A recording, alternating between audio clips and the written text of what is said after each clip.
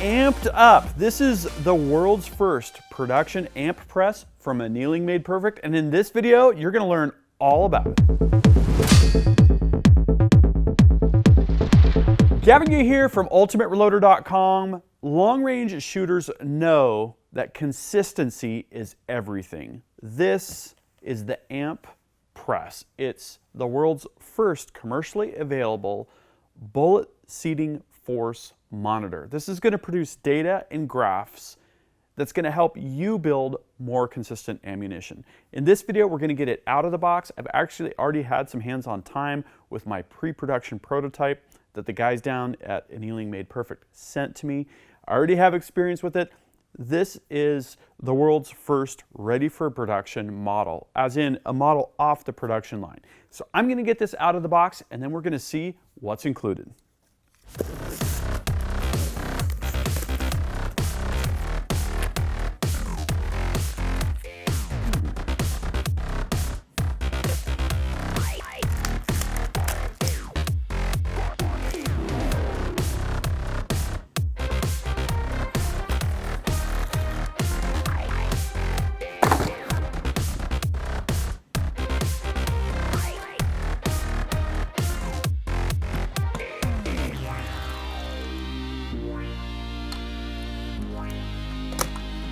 So here's what we've got. We've got the two pieces of the amp press core assembly.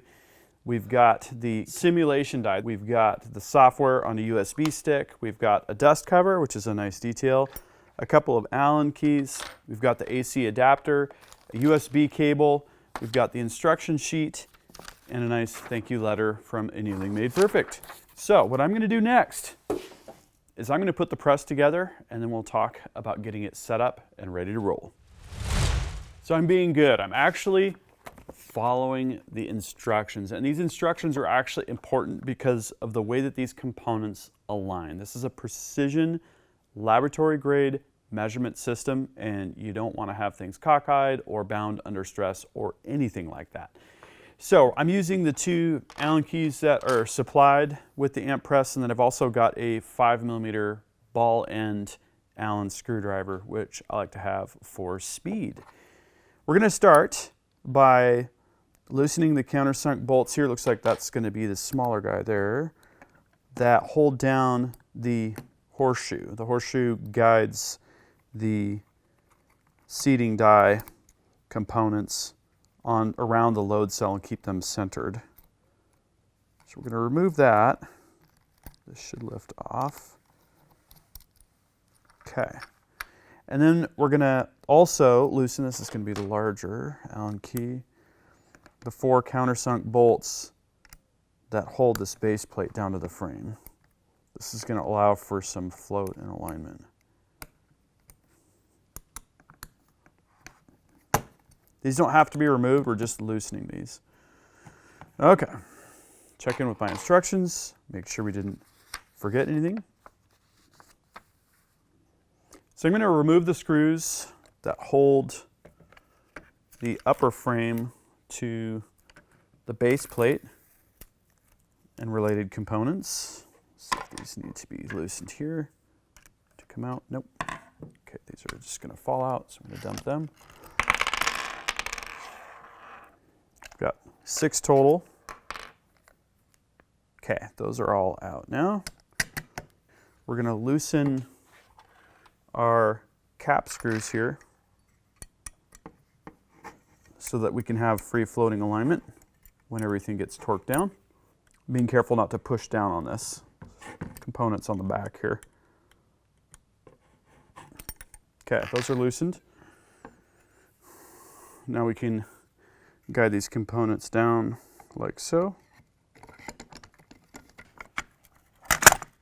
They're tight fitting by design. Okay, checking my instructions once again.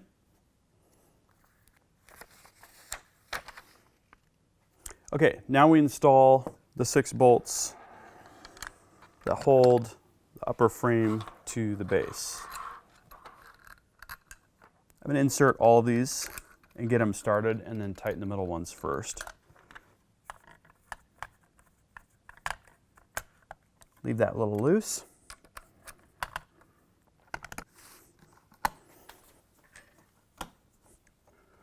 So now that we've got all of the Allen screws in, we're going to tighten the center Allen screws and then the outer Allen screws.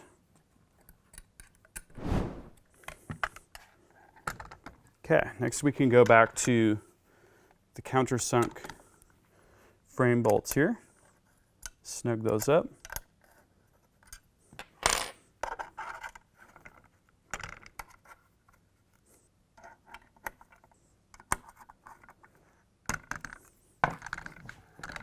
And then give those a good tighten.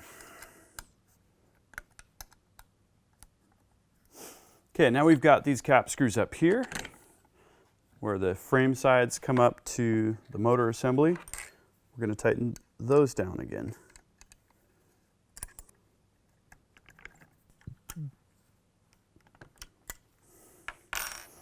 Okay, now we're going to plug in our wire harness.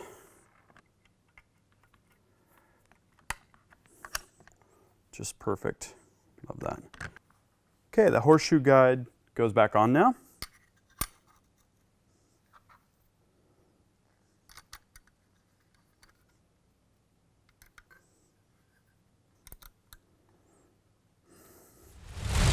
So this is my laptop I'll be using with the amp press. It's a Dell XPS 15, 64-bit, running Windows 10. I'm going to install the included USB key, and we'll get the software installed.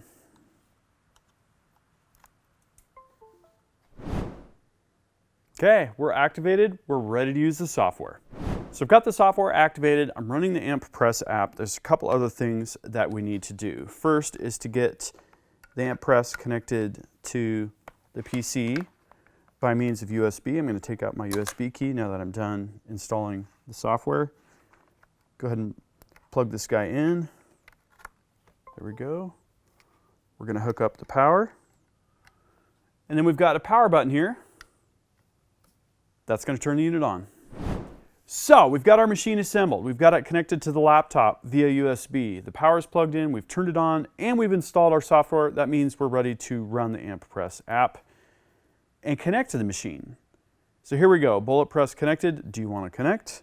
You hit OK, and then we make sure that there's nothing on the scale. That's what's in the middle of the horseshoe there, and hit OK. This is going to zero out the scale for super accurate measurements.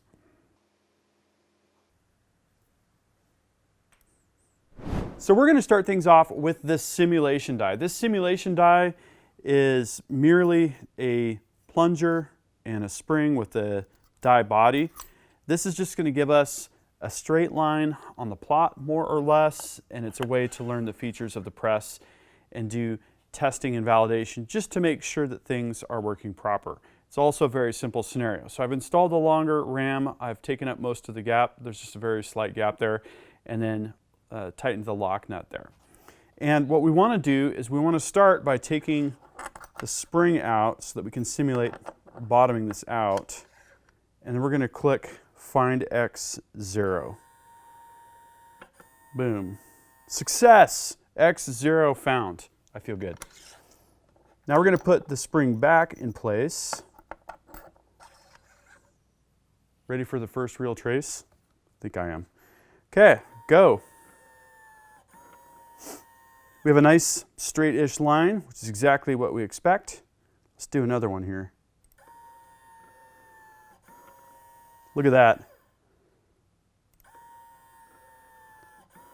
I typically like to get about 5 data points. So we're just going to go ahead and do this a few more times.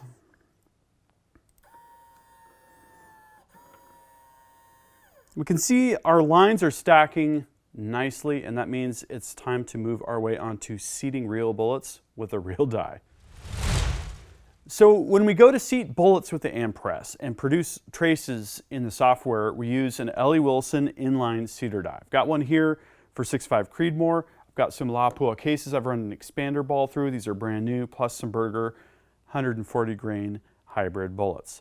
The press is still set up with the simulation die. So the first thing we need to do is get the overall height adjusted for the seater die, the inline seater with a case and bullet in place. That's going to cause the stem to become elevated like so. And so I'm going to loosen the lock nut and we're going to raise this thing to the point where we've got just a little bit of a gap when we put the die in place with the die and components in place. We just need a little bit of vertical clearance. That is step one. Now we need to take those components out and find our X0. So we're going to go ahead and do that. Find X0. Boom. Okay, X0 found. And that means we are ready to roll. So we're going to put the case and bullet back in, put it in place. You ready? I think I am. And hit the go button. So there we go. Number one. Like I said, I like to produce data points in the at least 5 sample range. So we're going to go ahead and put our next one in and just repeat the process.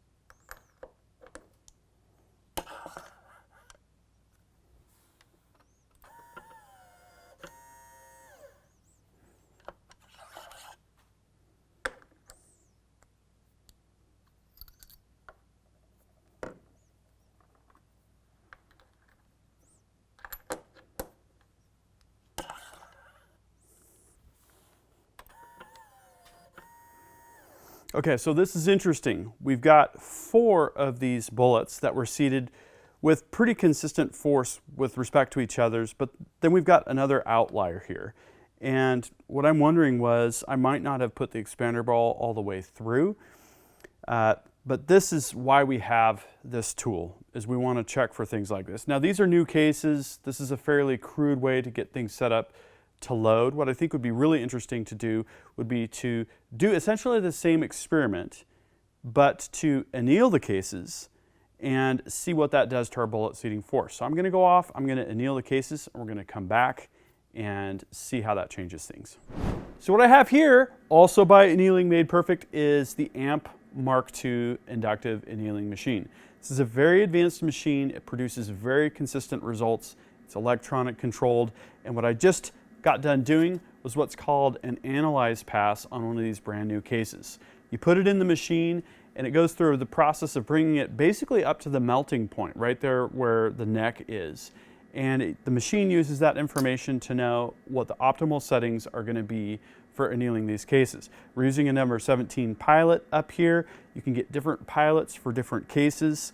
We came up with a code of 155 from our analyze pass, and that means that we can go ahead and use that code to perform optimized annealing on these cases.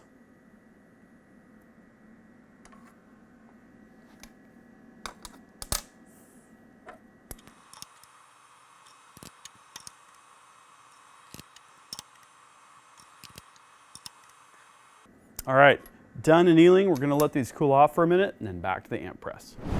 So with these annealed cases, the process is going to be exactly the same. We're going to take the case and bullet, slip the die over the top, put it in the amp press, and then hit go. And as we expected, the forces are lower, but they're also, it appears, smoother looking, if that makes sense. Go ahead and repeat for the last 4.